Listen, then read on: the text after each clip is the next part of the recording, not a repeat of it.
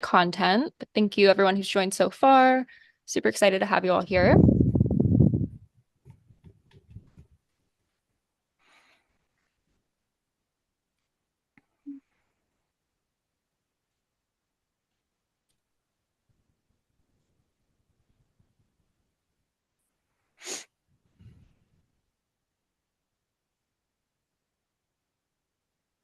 Hello, everyone. I'm going to give it a few more seconds to have a couple more people join, and then we will get started.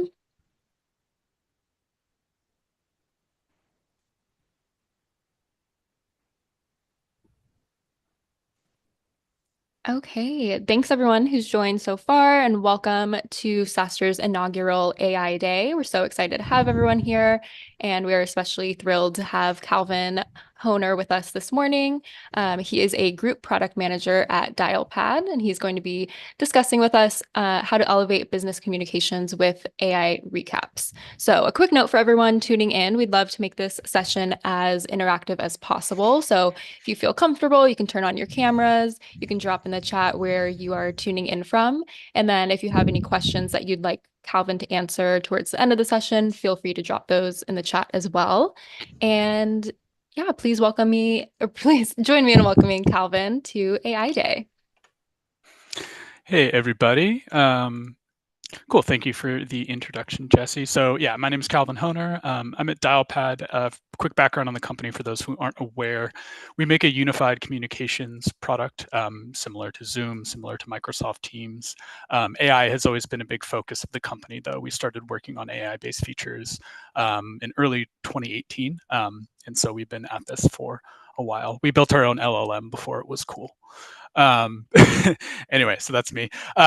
Very little time will be spent in this deck, mostly just kind of demoing how we do this. But I want to focus on the best practice of recapping conversations for business communications. So we've always had a longstanding practice prior to even having the tools built internally at Dialpad of after a meeting, you share a recap of that meeting, right?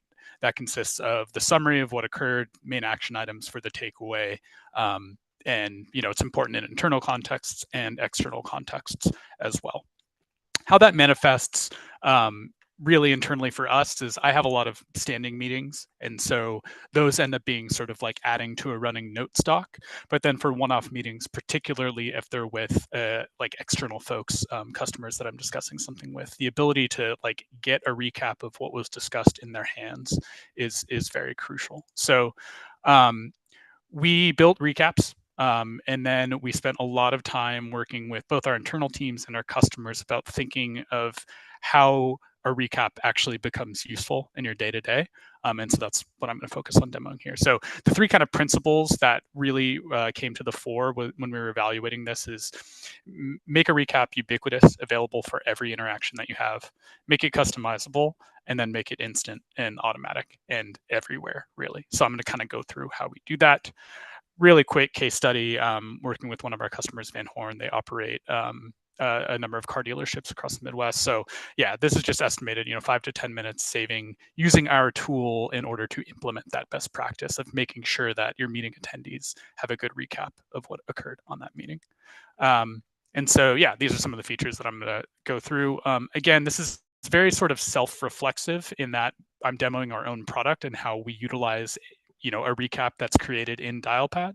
And so that's just kind of the nature of it. But again, the best practice is making sure you're getting the right information in the hands of the folks who you just had a meeting with. So I'll show you some stuff. So this is what our post meeting page looks like if you're the host of it. So you can see that we present here a nice little recap of what that meeting was. This is just kind of a test meeting, action items, and then just like a quick summary of the guests. This was just with a test guest for myself. I just spun this up prior. But a couple things that you'll notice. So the summary will initially come in like a medium sort of paragraph-based format. For my running notes, will quickly do something like make it a bulleted paragraph and then just copy that and then throw it into a note stock. And then boom, like my practice of making sure that all of our notes for our stand-ups are captured and ordered chronologically in a doc. We do this in Confluence, not in Google Docs, but we just kind of demonstrating the ease of the point there. And then the ability to copy, action items that may or may not be attached to the summary as well. I can grab the ones that are relevant and post them right in here, right? So really, really simple to both see the information, access it, and then do something useful with it, right? That's obviously incredibly important. Again, a couple different options. If you want more detail in your summary, you can do things like that. This is also editable too. The customizable aspect of it was, again, something that both our internal teams and customers really wanted to focus on. So, I could edit this, add some more stuff, and then I can save that. And then that becomes the summary that then I can send to the various participants in the meeting, right? So that's kind of just briefly touching on the customizable aspects of it. But then sharing, getting it into the hands of the folks who need it is obviously sort of the next relevant point. And so the ability to get this information out there is something that we really focused on. So this occurs in a number of different surfaces in the app, and I'll show that. But the ability to share with both internal folks, so I could search for engineering manager that I work with, add her. I could share with external users as well. So if I, public typing, if I type in, my external email address, then I can add that as well. And I'll show you if there are other participants in a meeting, they auto-populate this as well. So it's literally just one click to get the information in your user's hands. There's additional sort of granularity that became important to us. We don't want to necessarily share a transcript or a recording of a call in all scenarios, particularly if there's PII involved and things like that. So we made it so you can also just shoot the AI summary and action items, which is what I was just showing there. So not the transcript, not any recording of the meeting as well. You can send a message. Another common thing that I'll do for my recurring messages is I'll grab a link. I'll generally make it just internal for Dialpad employees if they're, stand-ups is something that I'm frequently in. So, and then again, you can customize the access that's available there too. So the summary or just a very limited access, but I'll frequently grab that link and then just pop this in the notes as well. So someone can go here that's on the team, or anybody that I want to share this information with, what we've been working on, they can go here and see a quick summary and then just have really quick access to that information as well. So I was just showing this information available to the host on the exit screen, but this is what it looks like for general access for folks that you share it with, right? You can see the transcript, excerpts, various moments. I swore once on this call, it seems. Yeah, get that information into the folks who need it. The ability to download the video recordings, audio recordings. Again, it's all just easy access to the information and making sure you can get it in the hands of the folks that need it. So that's kind of how we use it internally. There's various sort of emails, this is a meeting that I hosted. So very easy access points. Again, a big principle is making the information ubiquitous so everybody can see it in all the points that they have access to it. So I can access it there. And then in the Dialpad app too, right? So this is a running list of all of my meetings. I didn't go too into depth of this, but you can see that there's this request access capability for meetings that I didn't host. And so if the host wanted to share that with me, they get an email, they get a Dialbot notification in order to share that information with me. Let's find one where I was a host. Yeah, again, different surface, but same information that you have. I can share directly from here. My meeting participants are automatically populated. So literally it could just be one click and those folks have that in their inbox. They'll also have it in the Dialpad app too. But again, you need not be a Dialpad customer to reap the benefits of this. If you're not, you get that recap that looks like this in your inbox. If you are, then you can see it in your Dialpad inbox, right, along with your other meetings. So some additional things, the ability to schedule follow-up conversations based on time, date, data that was said during the call. Really sort of basic, simple things, but the focus is, again, on making it actionable and useful. And then the ability to share and have that running record of that interaction, again, both internally and externally, is incredibly important. So that's kind of the best practice. And again, this is self-reflexive in the way that like I'm demoing our own product, but you can think of ways to do that outside of Dialpad as well. You can feed a transcript into any LLM, ask for a recap, and share it. Dialpad makes it easy. Obviously, a lot of systems are trying to, but that was our focus. So I don't want this to be too much about the Dialpad product, but more about the best practice and how AI really sort of enables you to get that summary really quickly, rather than combing through a transcript and typing something out and spending a lot of time on follow-up. So that's it. That's kind of the bulk of what I wanted to show you guys here. And I know that there might be some questions, conscious of leaving a few minutes for that at the end. So what do you got for me? And Yes, thank you. thank you. Yeah, thank you, Calvin, for all of that. That was amazing. We do have a few questions from our live stream channels. So, Oh, sweet. yes. So, one that stood out to me, what are you seeing your customers are demanding now as a result of AI? That is a really good, like customization continues to be a very big thing, particularly in the communication space. Like a lot of like the ability to redact what will show in a transcript or redact what will show in a summary is really interesting and something that we're really pushing on. So we do things like PII redaction, for example, in a transcript, but the ability to get really granular with that and say something like, hey, I want to redact like all socials, but credit card numbers I can allow through because that's the nature of my business. So we're really kind of seeing like the sort of table stakes are out there, right?